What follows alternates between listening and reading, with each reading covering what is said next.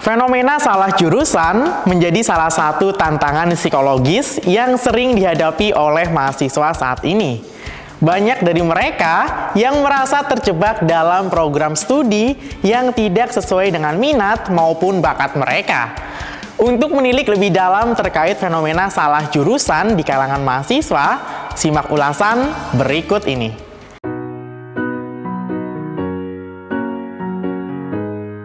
Fenomena salah jurusan atau terjebak pada jurusan yang tidak diminati menjadi salah satu fenomena yang cukup banyak dialami mahasiswa saat ini. Penyebab fenomena ini berasal dari banyak faktor, mulai dari kurangnya informasi, ekspektasi dunia kerja yang tinggi, saran dari orang lain, serta tuntutan orang tua menjadi salah satu faktor utama yang memicu kondisi ini. Awalnya aku merasa salah jurusan itu ketika masuk ke jurusan ini ternyata nggak kayak yang aku bayangin, Kak. Karena sebenarnya nilaiku baik di mapel yang itu. Jadi aku disuruhnya itu milih yang itu aja. Dari awal banget aku ngerasa kayak gitu sih. Maksudnya karena awal-awal aku pengen di kedinasan dan itu tuh kayak apa ya, bener-bener cita-cita dari awal gitu lah. Nah, tapi tuh kayak orang tua tuh kayak nyaranin, ya udahlah, udah keterima ya udah di Ilkom aja kayak gitu. Dulu waktu saya SMA, saya berminat untuk menjadi seorang network engineer. Tetapi setelah saya masuk kuliah dan saya banyak riset tentang pekerjaan, ternyata saya lebih pengen menjadi automation engineer yang salah satunya itu dari elektro sebenarnya. Itu sih.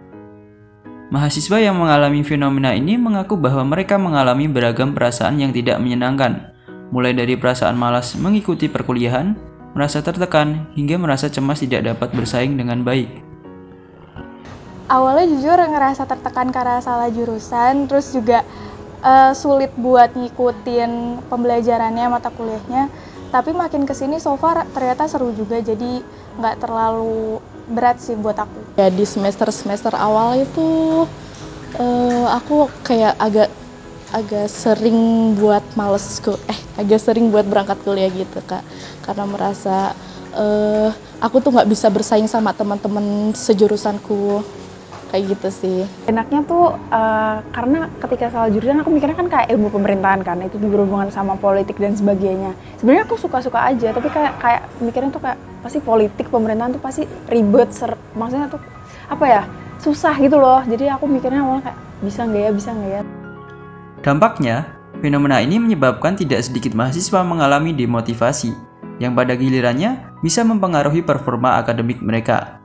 Oleh karena itu, penting bagi setiap mahasiswa untuk segera mengambil langkah tepat saat menghadapi dilema salah jurusan, dengan dukungan yang tepat, baik dari keluarga, teman, maupun institusi pendidikan. Rohmat Arif, Celin Munte, Tim Liputan Berita Kampus.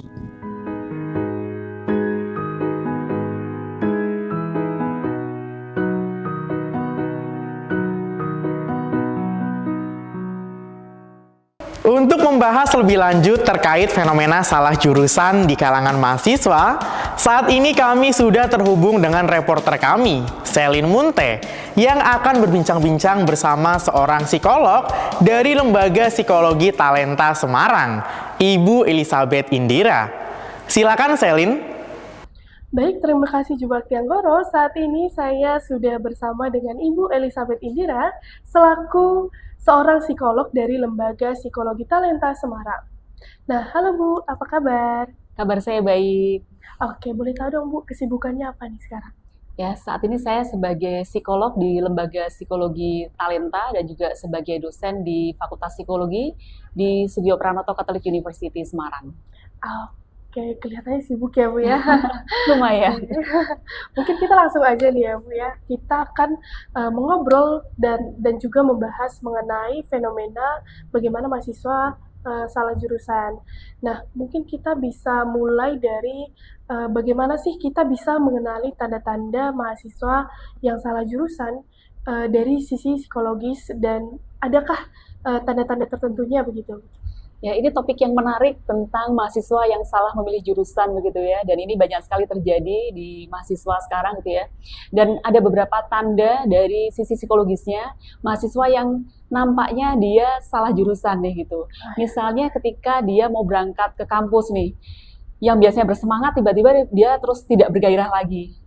Terus bahkan mungkin ketika ada mata kuliah tertentu atau ketika ketemu dengan dosen tertentu gitu, dia merasa, aduh kok nggak nyaman, terus bahkan bisa mempengaruhi kesehatannya juga gitu. Terus kemudian ketika misalnya dia harus mengerjakan tugas nih, kalau sebagai mahasiswa kan tuh banyak tugas yang harus dikerjakan. Nah, kalau dia merasa bahwa itu salah jurusan, dia merasa bahwa kok berat banget ya tugas yang harus dikerjakan. Padahal hampir di semua jurusan itu pasti ada tugas-tugas yang ya dengan tingkat kesulitan masing-masing ya, mulai dari ringan, sedang, berat gitu.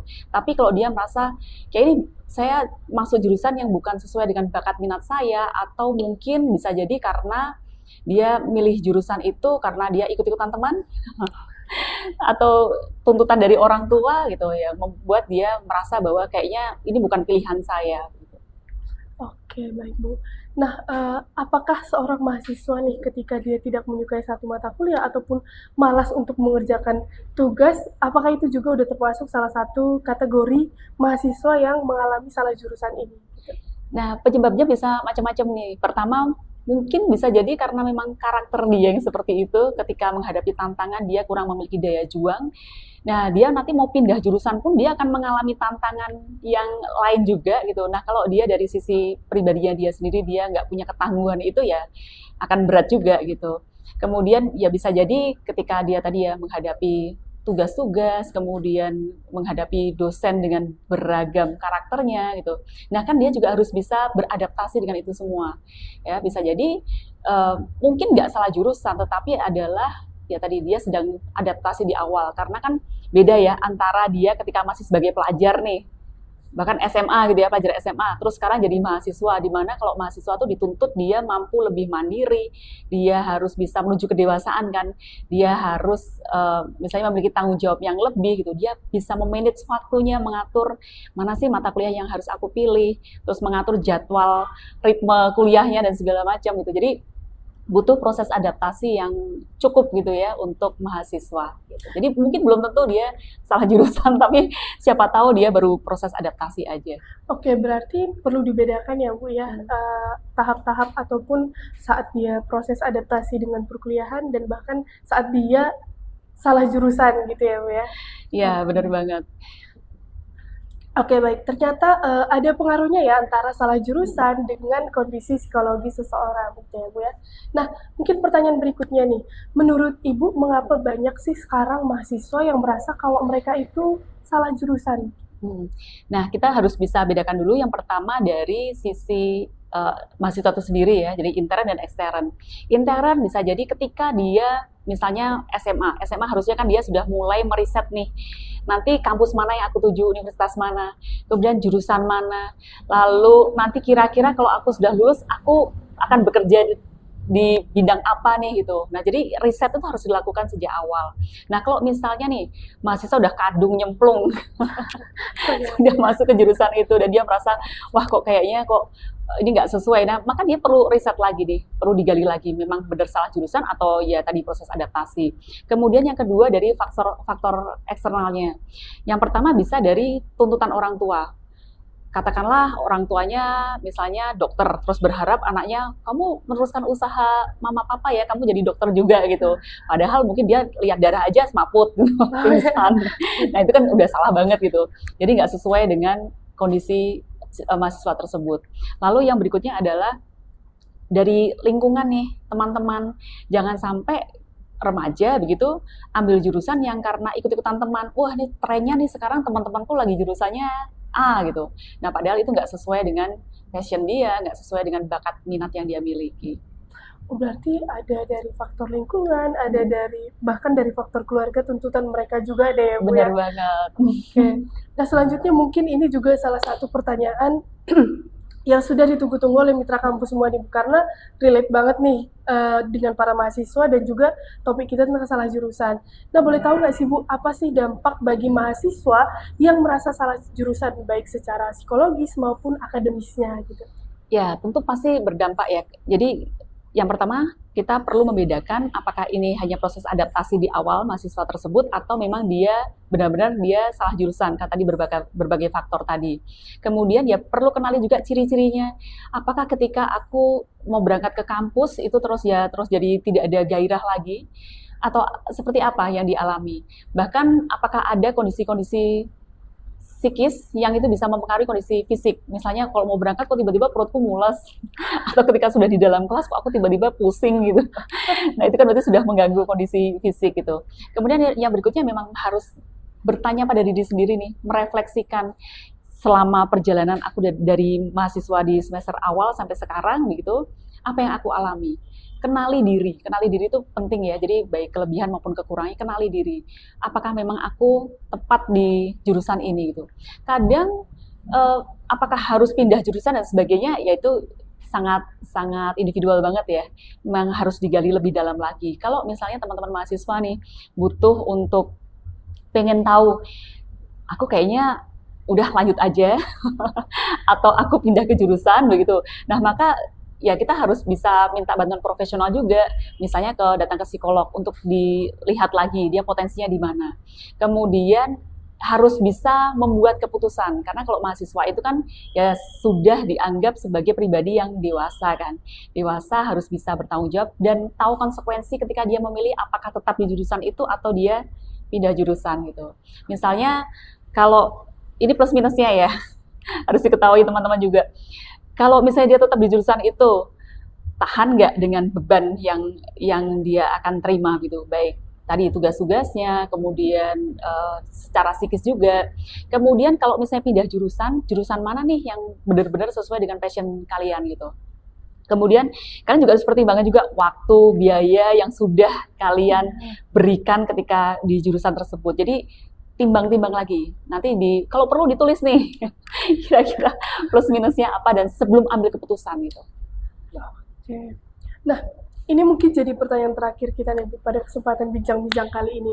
Nah, untuk mahasiswa yang mungkin saat ini merasa kalau mereka mengalami fenomena salah jurusan ini, nah menurut Ibu apa sih yang dapat dilakukan ataupun yang sebaiknya dilakukan oleh mahasiswa tersebut?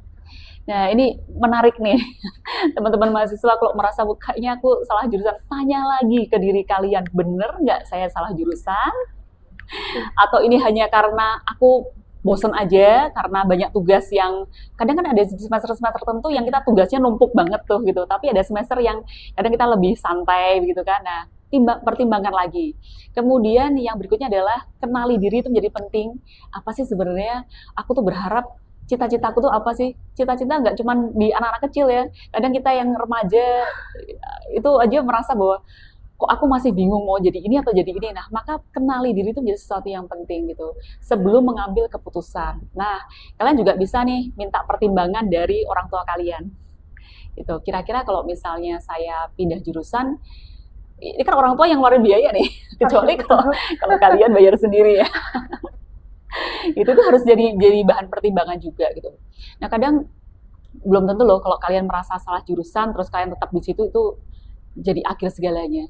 Jadi salah jurusan sekali lagi itu bukan akhir dari segalanya. Siapa tahu justru itu awal kalian untuk bisa memantapkan diri, menentukan apa yang menjadi passion kalian, apa yang menjadi tujuan hidup kalian. Berarti perlu banyak pertimbangan banget ya Bu. Benar banget. Baik kita tanya ke diri sendiri maupun kita tanya ke orang tua gitu ya, agar kita juga gak semena-mena mengambil keputusan begitu ya, biar gak salah langkah gitu Iya. ya. Oke. Nah kalau boleh tahu Bu, kan tadi kita harus melalui pertimbangan nih. Semisal kalau mahasiswanya memutuskan untuk pindah jurusan, apakah itu salah satu keputusan yang terbaik gitu? Nah, ini tergantung konteksnya ya, tergantung dari masing-masing pribadi dan keputusan untuk tetap di jurusan itu atau pindah jurusan itu kembali lagi harus banyak pertimbangan yang dipikirkan juga begitu loh. Nah, kalau saran saya sih salah jurusan itu bukan akhir segalanya. Itu konsepnya harus kita pahami gitu, daripada kalian nanti juga tertekan di situ, kalian nggak enjoy dan akhirnya hasilnya nggak maksimal gitu ya. Kalau memang harus pindah jurusan nggak apa-apa, tapi dengan tadi kalian berarti harus pertimbangkan waktu, terus kemudian biaya itu juga jadi bahan pertimbangan juga. Dan penting ya teman-teman untuk riset lagi gitu, riset lagi kira-kira kalau memang aku harus pindah jurusan mana sih yang sesuai dengan kebutuhanku, jurusan mana sih yang aku nggak hanya sekedar ngikuti apa kata mama papa atau kata teman-teman nih yang lagi ngetren begini begitu gitu ya, tapi memang benar-benar sesuai dengan yang menjadi bakat minat kalian. Berarti fenomena salah jurusan ini adalah bagaimana kita bisa menilik diri kita sendiri ya, bagaimana sebenarnya pendapat kita terhadap kejadian itu gitu. Apakah memang benar kita mengalami salah jurusan atau mungkin karena memang tekanan dari luar gitu ya Bu ya. Oke. Iya, benar banget. Nah, mungkin baik itu dia bincang-bincang Selin bersama dengan Ibu Elizabeth Indira saat ini. Nah, semoga bincang-bincang kali ini dapat bermanfaat bagi mitra kampus semua yang memang sedang merasa salah jurusan. Nah, kembali ke Jubak Tianggoro di studio. Silahkan Jubak Tianggoro. Jangan kemana-mana, karena setelah ini mitra kampus akan diajak untuk mencicipi nikmatnya kuliner legendaris khas Semarang, yakni tahu gimbal Pak Edi.